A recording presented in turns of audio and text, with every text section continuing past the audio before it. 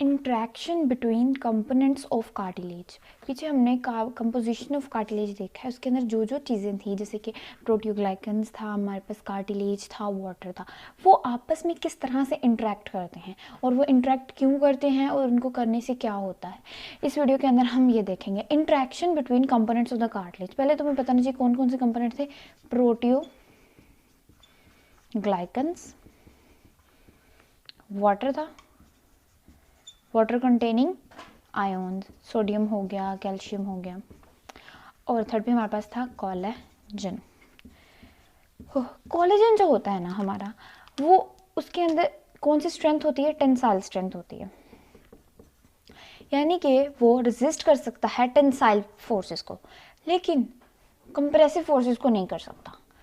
तो कंप्रेशन भी तो लगता है ना हमारे कार्टिलेज के ऊपर, जब फोर्स लगती है तो कंप्रेसिव फोर्स लगेगी, तो क्या बनेगा, तो जो ये प्रोटियोग्लाइकन्स हैं और वाटर है और कोलेजन है, ये तीनों इसीलिए इंट्रैक्ट करते हैं कि ये तीनों मिल के इस काबिल हो सकें कि आर्टिकुलर कार्टिलेज को ये स्ट्रेंथ दे सके, कंप्रेसिव स्ट्रेंथ, ताकि उसके ऊपर जो कंप्रेशन लगे तो वो उसको रेजिस्ट कर सके और अपनी जो है वो ज़्यादा प्लास्टिक डिफॉर्मेशन में ना जाए। ओके, सो पहले हम देख लेते हैं प्रोटियोग्लाइकन्स और वाटर के बारे में। वो कहते हैं जो नॉर्मल, अंडर नॉर्मल कंडीशंस, कोई लोडिंग नहीं है, नॉर्मली क्या होता है हमें पता है। जो हमारा प्रोटियोग्लाइकन है, पीछे हमने जब प्रोटियोग्लाइकन की डिटेल्स पढ़ी थी उसमें हमने उसके स्ट्रक्चर की सारी बात की थी कि उसमें क्या क्या होता है। तो प्रोटियोग्लाइकन कंटेन कर रहा होता है दो चीज़ें, कॉन्ड्रोइटिन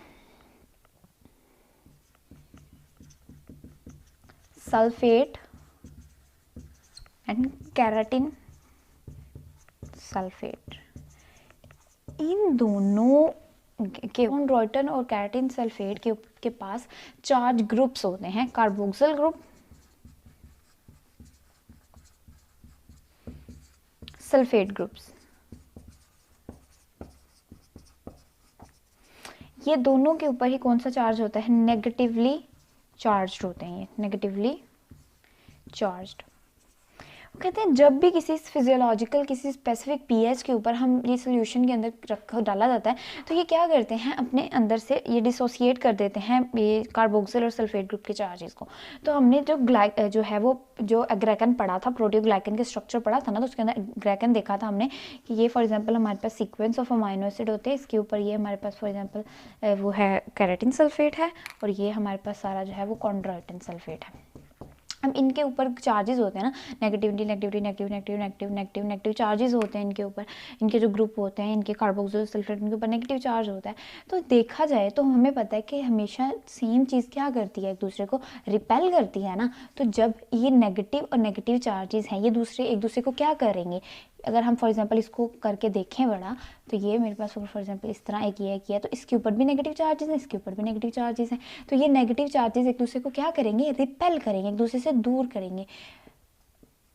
तो वो कहते हैं कि इसकी ये जो नेगेटिविटी, इसके दरमियान में ना फोर्सेस होती हैं, काफ़ी ज़्यादा लार्ज इंटरमॉलिक्यूलर और इंट्रामॉलिक्यूलर फोर्सेस होती हैं। कौन सी, नेगेटिवली चार्ज, और वो फोर्सेस को क्या नाम दिया जाता है, चार्ज। दोनों चार्जेस है ना, और चार्ज रिपेल कर रहे हैं तो रिपल्सिव फोर्सेस। तो चार्ज रिपल्सिव फोर्सेस इनके दरमियान में होती है। और इसका फ़ायदा क्या होता है, इसका फ़ायदा ये होता है, देखो कोई चीज़ जो है, अब ये और ये इसको एक दूसरे को क्या कर रहे हैं, अगर तो फॉर एग्जांपल ये दोनों एक दूसरे को रिपेल करें तो एक दूसरे को दूर को करेंगे, दूर की तरफ फोर्स लगाएंगे, तो ये अकड़े रहेंगे, मतलब ये एक्सटेंड रखेंगे। तो इसका फ़ायदा ये होगा कि प्रोटियोग्लाइकन को एक एक्सटेंड रखेंगे, जो कोलेजन के फाइबर्स के दरमियान इसको प्रोटियोग्लाइकन को एक एक्सटेंडेड रखेंगे, उसकी जो है वो शेप को प्रॉपर रखेंगे, और जो है वो नहीं हो जाएंगे ना, जैसे अगर ये अट्रैक्ट कर जाए तो ये मिल जाएंगे, बाइंड कर जाएंगे, तो इसकी शेप खराब हो सकती है। तो वो कहते हैं क्या करते हैं, इनके दरमियान में चार रिपल्सिव फोर्सेज का फ़ायदा ये होता है कि ये प्रोटियोग्लाइकन को कोलेजन के फाइबर्स के दरमियान में क्या करके रख रहे होते हैं, एक्सटेंडेड करके रख रहे होते हैं। तो ये काम कर रहे होते हैं चार रिपल्सिव फोर्स। इतना आप लोगों को समझ लग गया। अभी सिर्फ हमने प्रोटियोग्लाइकन की बात की है और उसके दरमियान में जो चार रिपल्सिव फोर्सेस हैं हमने उसकी बात की है। अब नेक्स्ट हमने जो देखना है, इन्हीं को ही देखना है। नेचर के अंदर कोई भी चार्ज बॉडी पर रेजिस्ट नहीं कर सकती, या तो वो कोई ना कोई डिस्चार्ज कर रही होती है, ठीक है, आयोन्स का, या फिर वो क्या कर रही होती है, अट्रैक्ट कर रही होती है। अब यहाँ पर वो कहते हैं क्या होता है कि ये इनके ऊपर क्या होते हैं, नेगेटिव चार्जेस होते हैं।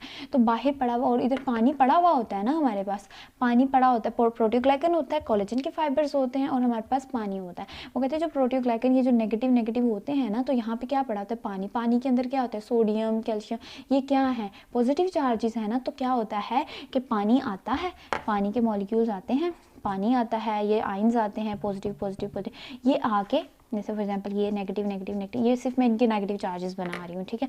अब जो पॉजिटिव चार्जेस होते हैं ये आते हैं, आके इसके इर्द गिर्द क्या करना चाहिए, सराउंड कर लेते हैं, इनके इर्द गिर्द सराउंड कर लेते हैं इनको।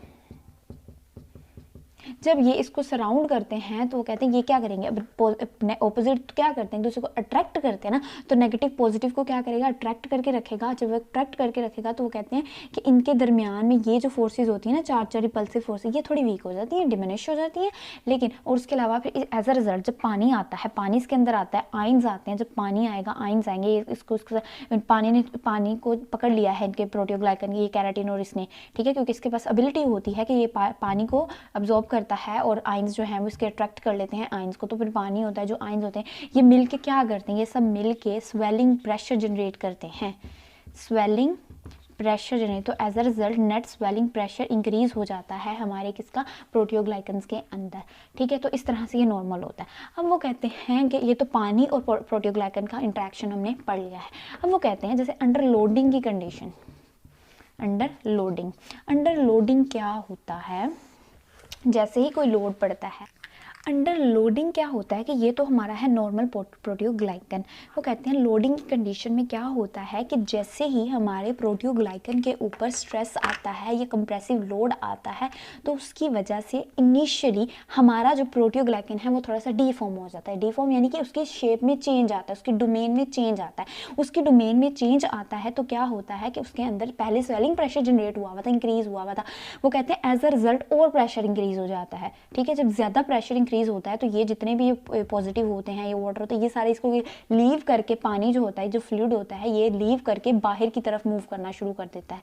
जब ये बाहर की तरफ मूव करता है तो ये थोड़ी सी शेप इन चेंज शेप इसलिए आता है ताकि जो एकदम से स्ट्रेस आया था वो उसको थोड़ा अब्जॉर्ब कर लिया जाए। जब वो उसको अब्जॉर्ब कर रहा होता है और उस टाइम पे क्या होता है कि इसकी डिफॉर्म हुई ना, शेप चेंज हुई, शेप चेंज होने के बाद इसका कुछ स्ट्रक्चर इस तरह का होता है कि ये जो पीजी जेल होती है, प्रोटीओग्लाइकन्स की जेल होती है, ये इंट्रैप हो जाती है बिटवीन फाइबर्स ऑफ कोलेजन के फाइबर्स, और कोलेजन को स्ट्रेंथ मिल जाती है, कंप्रेसिव स्ट्रेंथ, ताकि वो रेजिस्ट कर सके। और कुछ देर बाद फिर से ये नॉर्मल ही यही सेम कंडीशन जो होती है वो दोबारा आ जाती है, क्योंकि फिर क्या होता है कि जैसे वो ये होता है तो ये बाहर चले जाते हैं ना, जब ये बाहर चले जाते हैं तो बाहर इनकी कंसनट्रेशन क्या हो जाती है, ज़्यादा। जब इनकी बाहर कंसनट्रेशन ज़्यादा हो जाती है तो फिर ये अपनी जो है अलॉन्ग कंसनट्रेशन ग्रेडियंट ये दोबारा से अंदर आने लग जाते हैं और दोबारा से नॉर्मल शेप हो जाती है। तो इनिशियली ये इसलिए हुआ था, और फिर इतनी देर में जो सारा लोड जो होता है वो भी जगह जगह पर डिस्ट्रीब्यूट हो चुका होता है और दोबारा से जो है वो जो लोड आया होता है वो उसके साथ विथस्टैंड कर लिया जाता है। तो ये कहते हैं कि यही था, हमने पढ़ना था कि जो प्रोटीओग्लाइकन्स हैं, वाटर है और कोलेजन है, किस तरह आपस में इंटरेक्ट करके जो है वो कंप्रेसिव रेजिस्टेंस प्रोवाइड कर रहे हैं।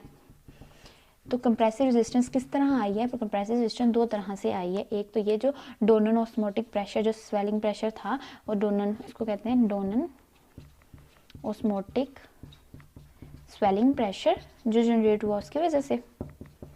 और दूसरा जब पीजी जेल जो होती है कोलेजन के साथ मिलके, पीजी कोलेजन सॉलिड मैट्रिक्स बन जाता है ना जब, तो उन दो की वजह से हमारे पास क्या हुई थी, कंप्रेसिव रेजिस्टेंस आ जाती है।